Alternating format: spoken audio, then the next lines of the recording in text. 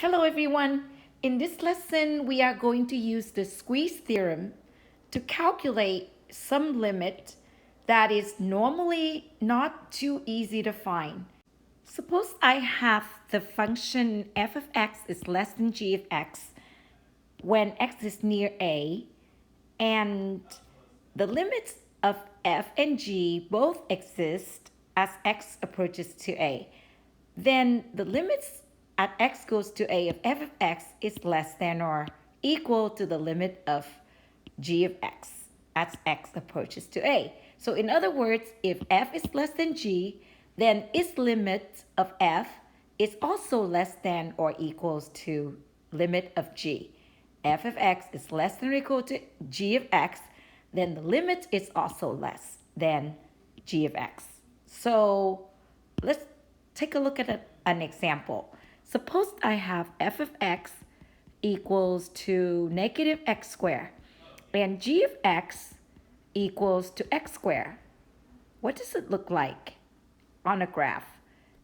F of x equals to x squared, negative x squared is a parabola pointing down, and that is f of x equals to negative x squared, and g of x is x squared. So g of x is the parabola pointing up.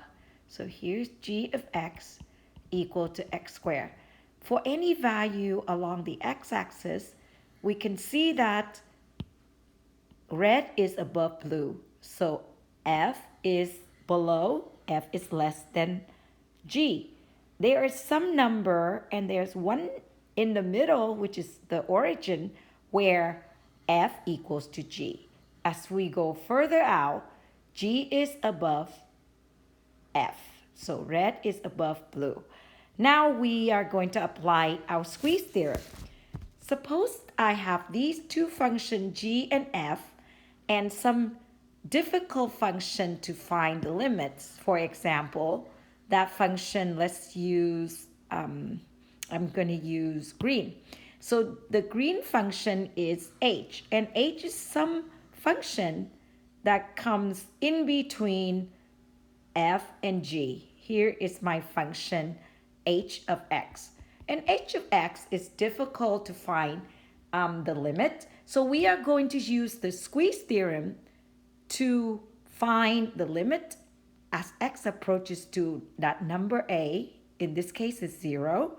And we can see that h is squeezed between red and blue. So green is in between g of x and f of x, whereas f of x is the function bounded below and g of x is above h of x. So that is the squeeze theorem. Now let's go and do an example to illustrate the squeeze theorem. In example number 6, we want to show that the limit as x goes to 0 of x squared times sine of 1 over x equal to 0. So here's our function, x squared times sine of 1 over x. This is the function in the middle, in between the top. So let's call the top function g of x. So let me make g of x. Let's redraw that. Let me erase that part here. And let's use blue and draw the top function. This function above the green function is g of x. Let's call that g of x. And our green function is going to be h of x. And the bottom function, we're going to use red for bottom function. And the red function is going to be called f of x. So now f of x is the least, and green is the middle, and blue is g of x is the greatest.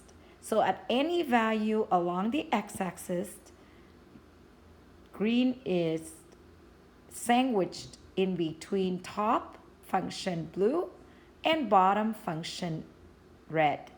So we can write it as g of x, let's write that as blue, that's g of x, is greater than or equal. There are some part, and this is the part where g of x equals to f of x. So we let g of x greater than or equals to the function h of x, which is in between, and h of x is greater than the function red, which is f of x. So that's what we have given. Now we need to show that the limit as x go to 0, x squared sine of 1 over x equal to 0. Now let's suppose g of x equals to x squared and fx equals to negative x squared. So if we take the limit as x, let's go here and write limit as x goes to 0 of the function g of x, which is x squared, that's going to go to 0. That equals to 0.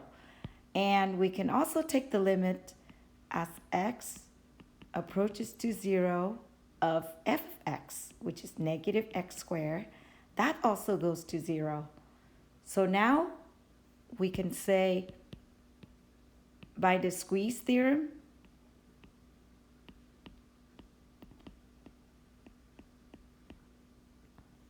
since we have f of x is less than or equal to h of x, less than or equal to g of x is the greatest, and then the middle function is h, and the smallest function is f.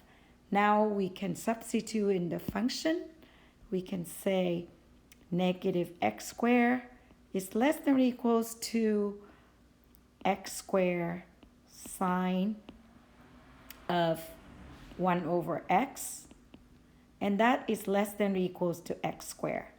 Now we take the limit of f of x, h of x, and g of x. So we're going to say limit as x goes to 0, negative x squared is less than or equal to limit as x goes to 0 of h, which is x squared times sine of 1 over x, is less than or equal to limit as x goes to 0 of x squared. Now, using substitution, we have 0 is less than or equal to limit as x goes to 0 of x squared sine of 1 over x, and that is less than or equal to 0. Since our limit is in between, that is less than or equal to 0 and also greater than or equal to 0, then it forces the function to converge to 0. That means the function equals to 0. Therefore, here's our conclusion. Limit as x goes to 0, our function h of x equals to 0. Let's look at another example using the squeeze theorem.